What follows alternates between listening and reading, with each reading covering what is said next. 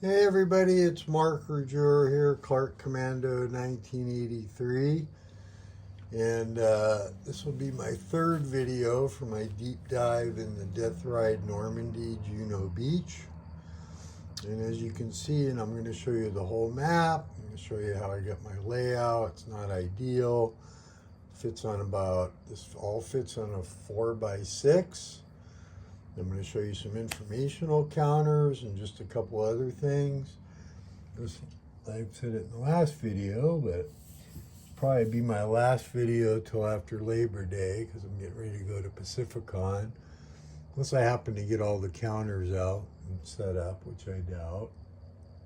But I am pretty excited. It's not ideal layout with my cancer, but even if I flip the map, honestly, I just have a hard time getting around.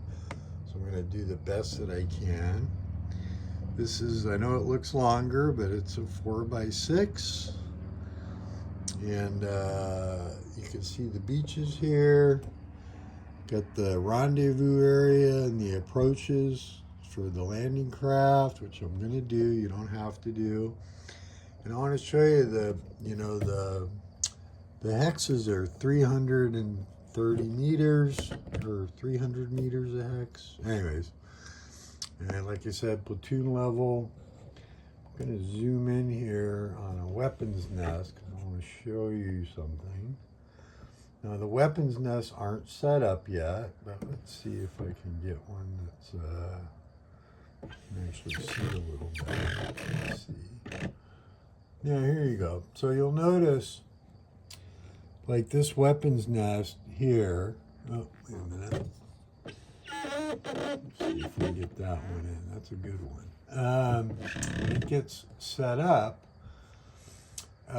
you'll see it has AT guns. This is the firing arc of the AT guns down the beach. And then evidently you might have a howitzer or something, but that shoots out this way. And each of the weapons nests, sorry about that, will give you the firing arc. Like this one, looks like, yeah, here in the village, looks like AT gun is in there. Now, I don't know, I'll do it when I set up, but that has a firing arc this way, so. But nice little terrain. You got some weapons nests going further back. And let's get a little side view. Let's come over here so I can sit down. And I'm going to bring the camera with me because I want to show you a couple things that I can't really do very well standing up because of my damn cancer. But is what it is. And I'm really looking forward to doing this. I start my chemo back up on the 4th, so I'm really hoping that I have the energy to continue. Because I really, really, really want to do this. But let me unzoom. Okay, we did that. To give you a little more view of the map. Yeah. This is the Juno maps. One of them, the maps, is included in Sword, which I wasn't aware of. Map Juno 2. I don't, honestly, you buy Point to Hawk and then you're supposed to buy all the rest, so I guess it makes sense. This is underneath Plexi. That's about, I want to say 30 seconds. Non-glare. I have a pretty bright fluorescent light above me. This is a 4x8 table. I'm only using about, actually probably less than 6 feet, but not by too much. So this should fit on a 4x6. And there are some scenarios on the Facebook page. Looking at my, sorry about that. Let me zoom back out. Okay, let's see here. I'll get my license plates in the video. So, yeah. Okay, so there's the map. Got all my different charts. This is a wave chart. So what will happen is on my, I'll put the 3rd Canadian Infantry Division will go on this organization chart. And this one right here, 12th SS will go on that chart. There's the big ships that the troops are going to unload into their landing craft from. And here's a chart with my naval support. I don't know if I'll leave that there. I may rearrange this a little bit. But the wave chart gives us the times when they hit the beach, or when they're released, and when they hit the beach. So 0600, 720. And this tells you which units are coming ashore by company. Now this chart, let me pull this out. This chart I'm going to show you is the initial German setup. And so obviously, you know, once I get these out, then I'm not going to have to need it. But yeah, this is, you can see not a lot of Germans to start. I have to look at the scenario card, and I'll go over that after I set up. I might hit that up on the first, but these are definitely like what starts in the weapons pits and stuff. So, and that's pretty much what the Germans start with in most of these games. There might be, you know, I'm not going to dig it out now, but I'm really excited to bring this to you. I wanted to point out, like I said, Juno Map 2. Now these are the 11 by 17 maps that I put together. They're a little bit off, but you can't really tell. I do have one-piece maps that I paid extra to have made, but I didn't have the energy to go dig them out. So I just went ahead and used what came in the box on the maps.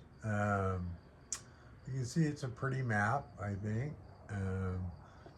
And I've heard, you know, saw some comments on the counters, and oh, busy, ugly, whatever. I don't know, I love this system. So if you're here watching, you're gonna get the opportunity to get a deep dive.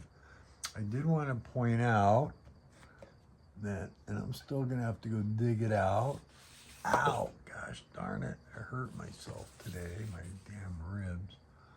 On, oh, it's on the German, which unit was it?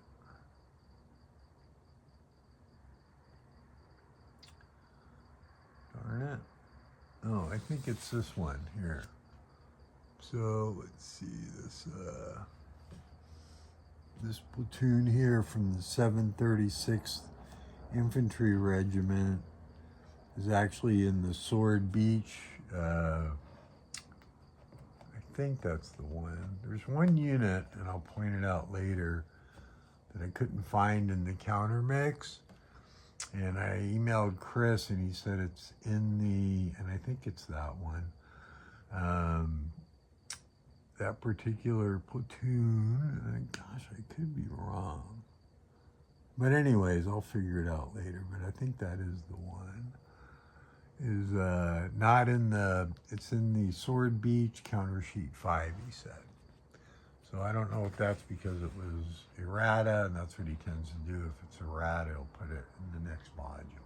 So anyways, 9 minutes of your time, appreciate it. Oh, I did want to show you these. Let me show you the, I'm going to punch these and clip them as I go. Pretty fanatical about that, clipping, but these are some of the suppression markers that are part of the combat system, okay? And we'll go over that when we cover combat. And there are US ones too that I have, and honestly, I mean, they're ID'd as nationality, but it really only matters Allied German, doesn't necessarily. And then you have some of these markers for marking assaults, march mode, whether the unit's fired its primary or secondary weapon, which you don't always have to track, and I'll show you. Moved full, moved halves on the back, added command markers. But these are the kind of generic information markers that are there. Haven't seen any in the setup yet, but engineers can, minefield, wires. I think I got some dug-in markers here. Yeah, got Overwatch, some strong points and dug-in markers on the bottom. Those can be built by engineers. And let's see here, patrol markers and just all kinds of different markers. Blown bridges. Some of them get used, some of them don't.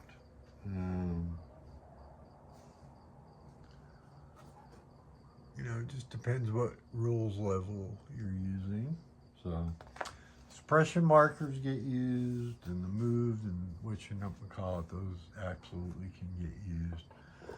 Guys, I'm really looking forward to doing this for you guys. I'm really hoping that when my chemo starts back up next week that I'm able to, still do this and play.